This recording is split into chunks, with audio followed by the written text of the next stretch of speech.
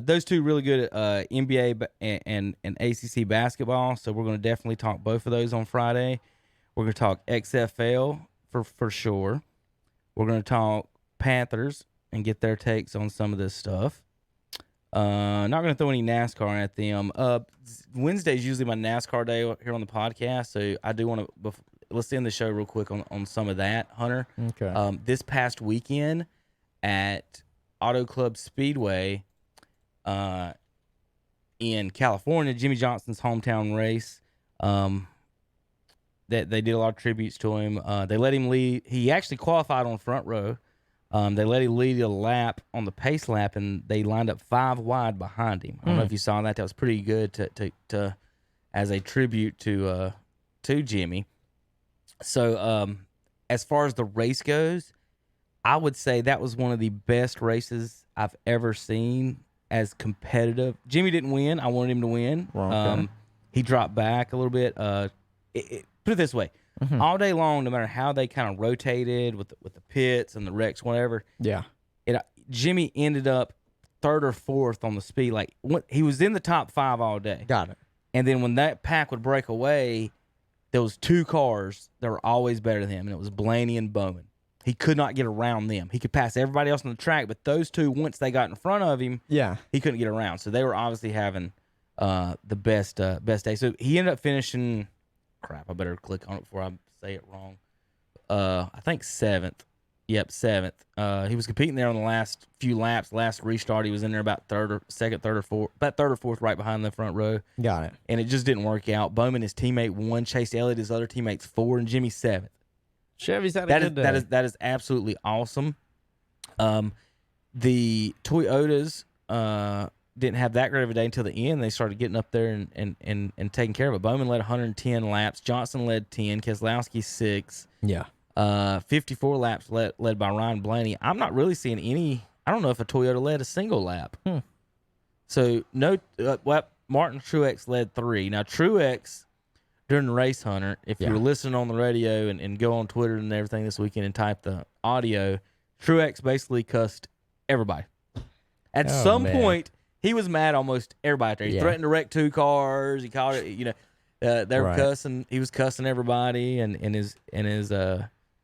he told one of them that something about they can kiss my ass in his spotter without missing a beat. Says 10-4 on the kiss.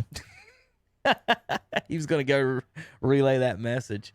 But yeah, absolutely wonderful race. I would have to say that it was one of the most competitive races I've ever seen. That wasn't the restrictor plates. Like there was legitimately maybe 5 cars, including Jimmy, down to 7 that could have won that race, depending on what we were hoping for at the end was cautions. Yeah. Because on the restarts, they were going 5 wide, diving. I mean, it was on. You've seen the IndyCar start when they just take off and everybody goes different directions. That's kind of like that, like it was there. And but they put on a good show this weekend. They're going to be in Phoenix. You ought to see the Hunter the spoiler difference in the short tracks as opposed to the super speedway. It's I'm not going to guess exactly how big it is. I would say it's close to a foot. It's got to be that much bigger. So they're going to Phoenix this weekend, and they also made another announcement. And a lot of NASCAR fans are losing their minds over it. Have you seen the rule that they're going to next year? They're changing the wheel to an aluminum wheel. Okay. The aluminum wheel, under a certain amount of stress or something, they can't use the 5 lug nuts. So they're going to a single lug nut wheel next year. Now, as far as the timing goes, people would think, well, God, that's going to just cut the pit stops in half. It's actually not, because of the way it's set up. Is that from what I'm reading, Hunter? Yeah, is that it looks to me like it's only going to save 2-3 seconds tops. Okay, so if they're pitting at, I think I heard one of them say they want to be at 14 is the best, perfect. So or no, 12 is the best, 13 or 14 is good. But so if they're going to be getting around closer to 10 seconds on the pit stops.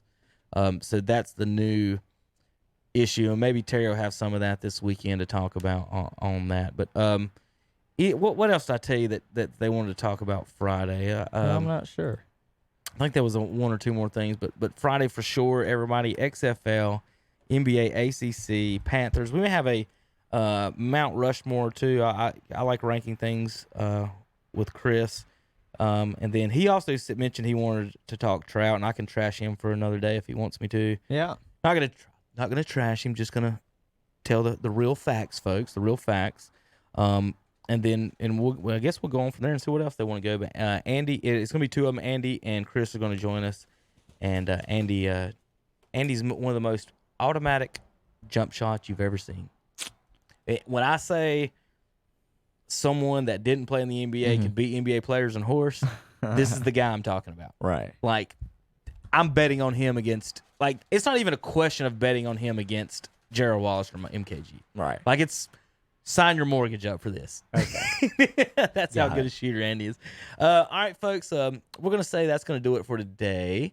And Hunter and I are going to play it away and get on out of here. I want to thank everybody for watching on Facebook, as usual. Our starting lineups of the day, I didn't get to those. I got a couple here.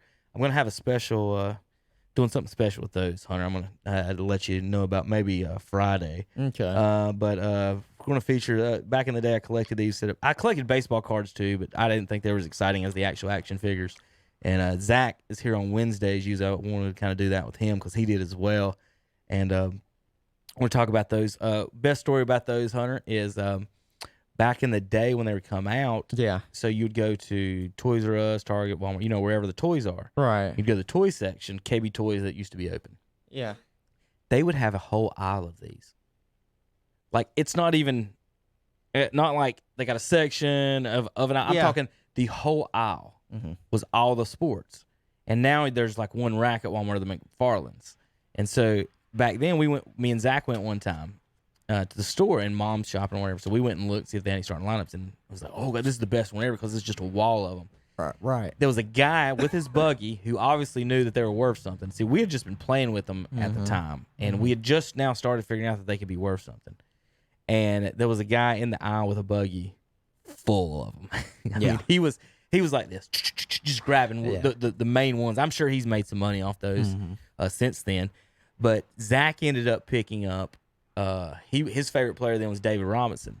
And so he got a David Robinson one. And he still has it. And that David Robinson, I don't know how much it is now, but then that day we bought it for $7. It was worth $50 off the shelf right then. Well.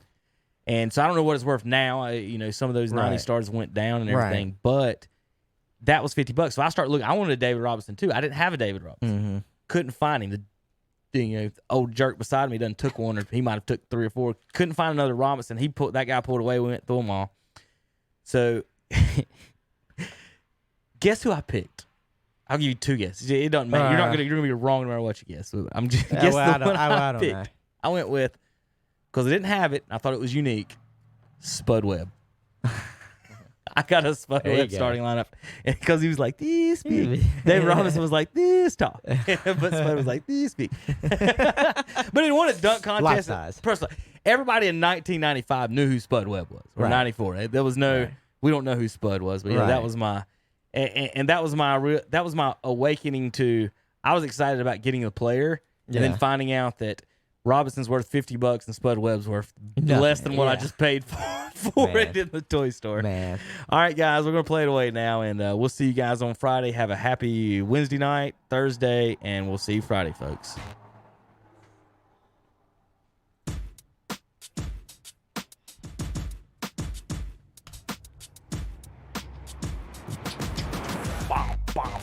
All right, buddy, be careful.